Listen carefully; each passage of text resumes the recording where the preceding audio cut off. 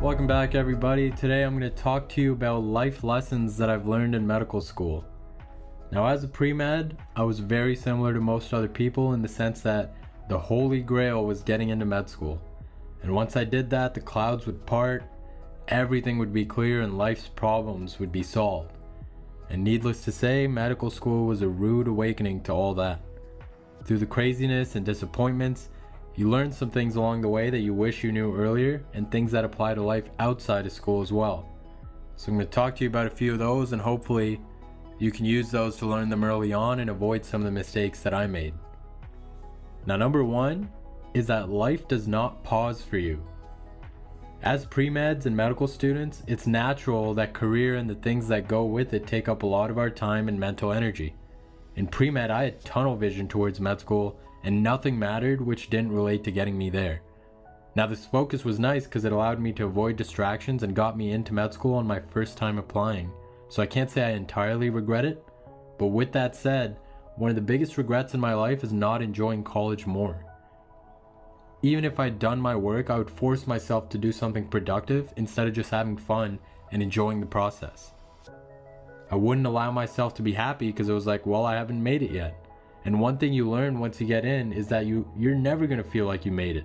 It's a very long process, and there's always more to do. There's always the next exam, the next interview, the next job offer. It never ends. Now, it sounds cliche, but you really do have to find a way to enjoy the process. Otherwise, life's just going to pass you by without ever being happy. Med school and being a doctor, as much as you like it, it's only one part of your life. Relationships, hobbies, experiences, none of that's going to pause for you. None of those other facets are going to move forward unless you take the time and energy for them. So you have to allow yourself to have fun and make memories while you're in the moment. You only get one life, and medicine simply isn't worth sacrificing everything for, especially when it's not even necessary to do that. Obviously, there's going to be periods of your life where you're working extremely hard and you don't have time for other things. But as long as you manage your time right, you should have time to do quite a bit outside of medicine if you allow yourself to. Now, the second thing is that nobody, and I mean nobody, knows what they're doing. When I was a teenager, I used to think that people in their 20s and 30s had it all figured out. They were the adults, they were the people who had all the answers for everything, and now in my 20s, that is pretty laughable. The reality is that we're all trying to figure it out one step at a time and roll with the punches. Even the most well put together people you've met in your class have this existential dread and anxiety about what they're doing. Feeling like you don't know anything, medicine or not, is completely normal too. You go from extreme structure from 0 to 18 years old and even up to 26 years old for traditional med students, but life is not structure. It's a bunch of randomness and potential, and you're tasked with the role of filtering out what's important to you and what isn't. You have that responsibility. You, with all your imperfections and past mistakes, are expected to make sense of all this stuff and figure it out.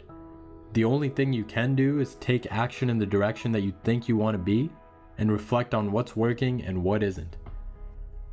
You have to adjust and keep it moving because there's going to be times where you feel more stable and a lot more where you don't. It's completely normal. There's nothing wrong with you for feeling like that.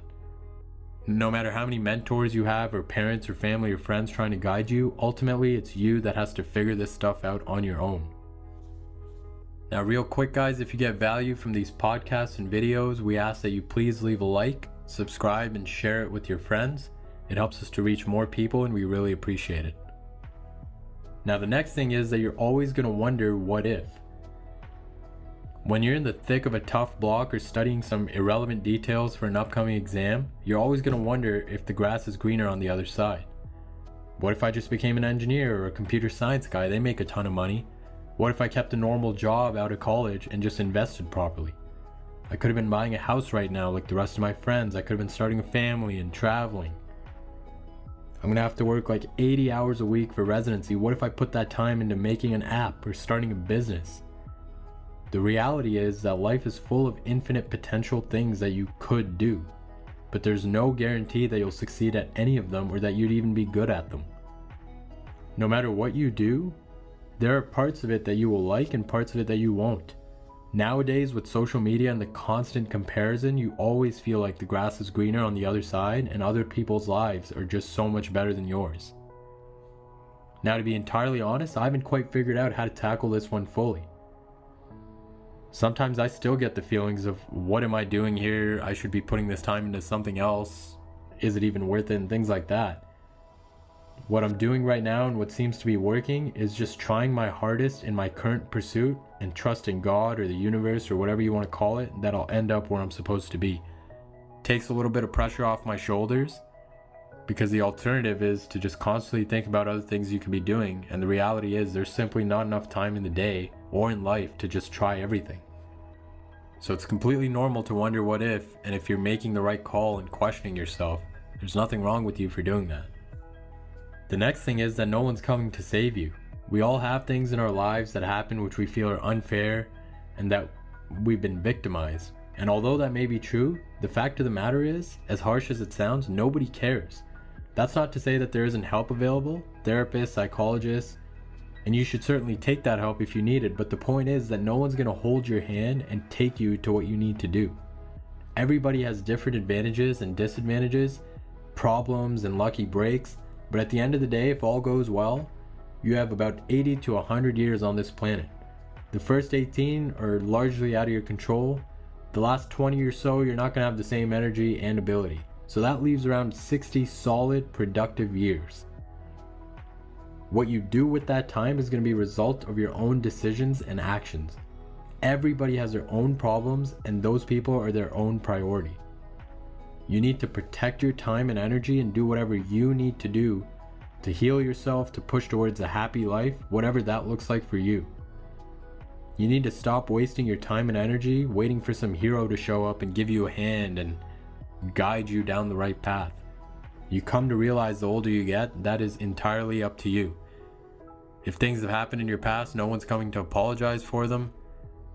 You can't go back in time and fix things that maybe you've done. It's up to you to learn the lessons from those things, let go of them instead of suppressing them, and move forward with your head held high. And last but not least, they were right.